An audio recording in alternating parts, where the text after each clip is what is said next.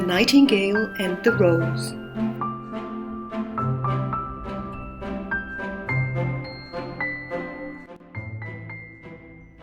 Once upon a time, there was a nightingale who lived happily in an old oak tree, growing in the garden of a house inhabited by a young student. She fluttered singing sweetly and watched everything around. One day, realizing that the student was coming out through the door of the house, she interrupted her singing to pay attention to what he was saying to himself. She said that she would dance with me if I brought her red roses. But in all my garden there is no red rose. On what little things does happiness depend? I have read all that the wise men have written, and all the secrets of philosophy are mine. Yet, for want of a red rose is my life made wretched. Here at last is a true lover. Night after night have I sung of him, though I knew him not. Night after night have I told his story to the stars, and now I see him. His hair is dark as the hyacinth blossom, and his lips are red as the rose of his desire. But passion has made his face like pale ivory, and sorrow has set her seal upon his brow. The prince is a ball tomorrow night, and my love will be of the company. If I bring her a red rose, she will dance with me till dawn. If I bring her a red rose, I shall hold her in my arms, and she will lean her head upon my shoulder, and her hand will be clasped in mine. But there is no red rose in my garden, so I shall sit lonely, and she will pass me by. She will have no heed on me, and my heart will break. Here indeed is the true lover. What I sing of, he suffers. What is joy to me, to him is pain. Surely, love is a wonderful thing. It is more precious than emeralds, and dearer than fine opals. Pearls and pomegranates cannot buy it, nor is it set forth in the marketplace. It may not be purchased of the merchants, nor can it be weighed out in the balance for gold. The musician will sit in their gallery and play upon their string instruments, and my love will dance to the sound of the harp and the violin. She will dance so lightly that her feet will not touch the floor, and the courtiers in their gay dresses will throng around her. But with me she will not dance, for I have no red rose to give her. Once said, the student flung himself down on the grass and buried his face in his hands and wept. The scene was watched by a green lizard and a fluttering butterfly chasing a ray of sunlight. 2 daisies rose on the grass, taking interest in what was happening. Why is he weeping? Why indeed? Certainly, why indeed? He is weeping for a red rose. For a red rose? How very ridiculous! Ha ha ha ha! And the little garden inhabitants laughed outright. The butterfly and the lizard left immediately, and the nightingale returned to his nest to ponder about love. Suddenly, she spread her wings and took flight. And like a shadow, she sailed across the garden to stop by the door of the house, where the white rosebush grew. Give me a red rose, and I will sing you my sweetest song. My roses are white as the foam of the sea, and whiter than the snow upon the mountain. But go to my brother who grows round the old sundial, and perhaps he will give you what you want.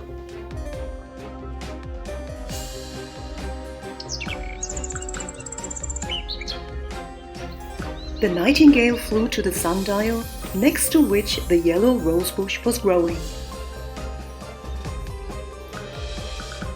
Give me a red rose, and I will sing you my sweetest song. My roses are yellow as the hair of the mermaiden, who sits upon an amber throne, and yellower than the daffodil that blooms on the meadow before the mower comes with his scythe. But go to my brother, who grows beneath the student's window, and perhaps he will give you what you want. So the nightingale flew over to the rose bush that was growing beneath the student's window. Give me a red rose, and I will sing you my sweetest song. It is true that my roses are red as the great banks of coral that the ocean rocks incessantly in its bosom. But the winter has frozen my sash, the frost has withered my buds, the storm has broken my branches, and I shall have no roses at all this year. One red rose is all I want. Only one red rose. Is there any way by which I can get it? There is a way, but it's so terrible that I dare not to tell it to you. Tell it to me. I am not afraid. If you want a red rose, you must build it out of music by moonlight, and stain it with your own heart's blood. You must sing to me with your breast against a thorn. All night long you must sing to me, and the thorn must pierce your heart, and your life blood must flow into my veins and become mine. Death is a great price to pay for a red rose, and life is very dear to all. It is pleasant to sit in the green wood and to watch the sun in his chariot of gold, and the moon in her chariot of pearl. Sweet is the scent of the hawthorn, and sweet are the bluebells that hide in the valley, and the heather that blows on the hill. Yet, love is better than life. And what is the heart of a bird compared to the heart of a man? The nightingale spread her wings and flew over the garden until she reached the place where the student was still lying, to communicate to him something that he could not understand, since he did not know the language of birds. Be happy. You shall have your red rose. I will build it out of music by moonlight and stain it with my own heart's blood. All that I ask of you in return is that you will be a true lover, for love is wiser than philosophy, though she is wise, and mightier than power, though he is mighty. Flame-colored are his wings, and colored like flame is his body. His lips are sweet as honey, and his breath is like frankincense. After hearing the nightingale, the oak tree felt very sad. Sing me one last song. I shall be very lonely when you are gone. The nightingale sang to the oak tree a sweet melody.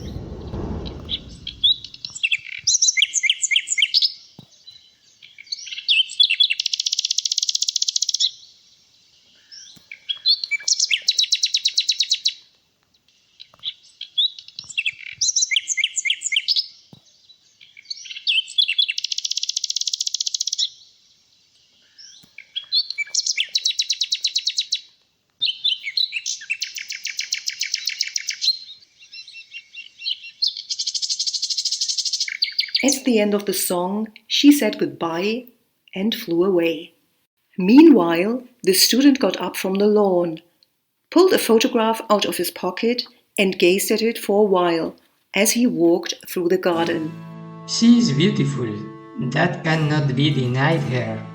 But has she got feeling? I am afraid not. In fact, she is like most artists. She is all style without any sincerity. She will not sacrifice herself for others. She thinks merely of music, and everybody knows that the arts are selfish. Still, it must be admitted that she has some beautiful note in her voice. What a pity it is that they do not mean anything, or do anything practical good.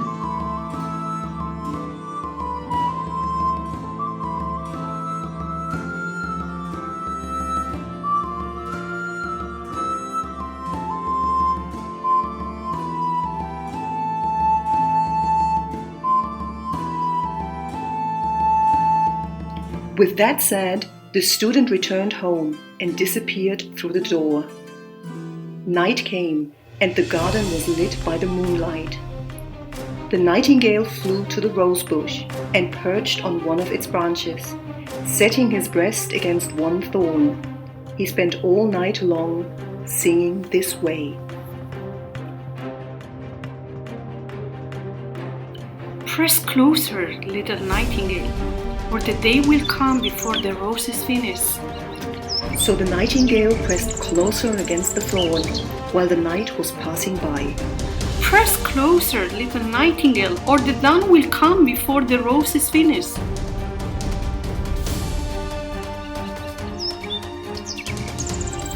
The nightingale squeezed even tighter.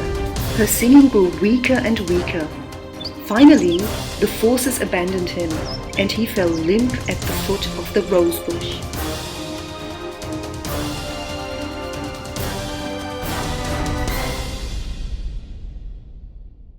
A new day dawned.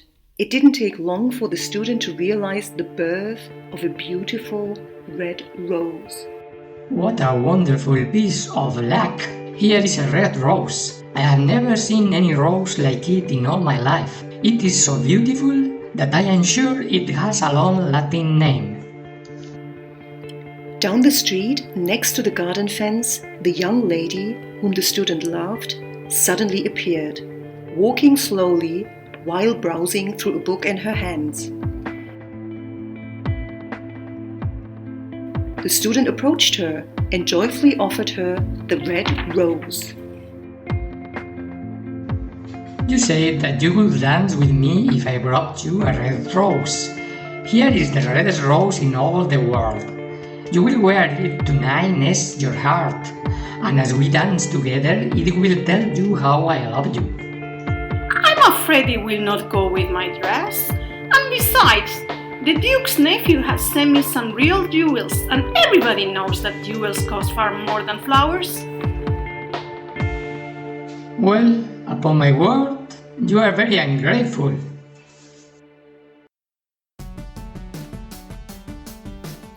The student threw angrily the rose into the street.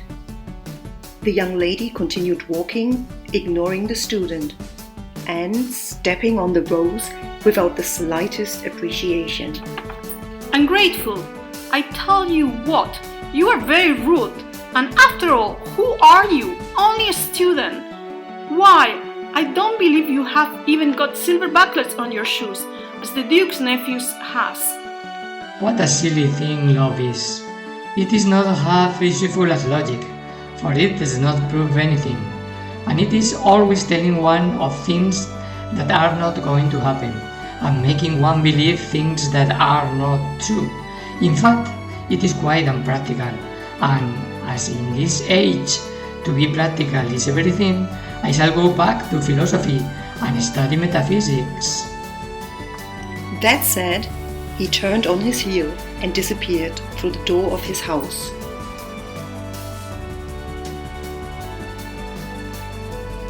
As this story happened many years ago, it is not known exactly what happened to the nightingale, although the oldest of the place assure that, thanks to the help of the lizard and other little animals in the garden, she managed to recover from her injury and continued singing happily, nevermore taking care of the extravagances of humans.